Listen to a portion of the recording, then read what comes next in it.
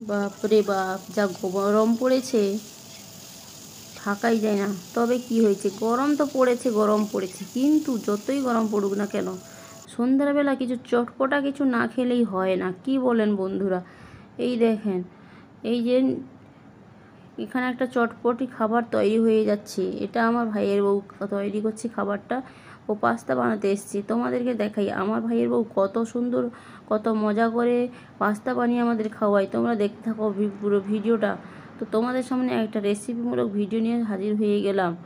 তো বন্ধুগণ, তোমরা একদম ধৈর্য সহকারে ভিডিওটি দেখতে থাকো। আমার ভাইয়ের বউ কেমন ফাটাফাট 1.5 মিনিটের ভিতরে এই যে পাস্তাটা বানিয়ে খাইয়ে দিচ্ছে। তোমরা খালি দেখতে থাকো। এখন তো পাস্তা তো ভাজাই হয়ে গেছে, দুটা ডিমও কেউ ওইখানটায় জবাই করে দিল। বাস, এবার সব সবজির সাথে ভালো করে নাড়াচাড়া করে দিয়ে পাস্তাগুলোকে সিদ্ধ করে রেখেছিল।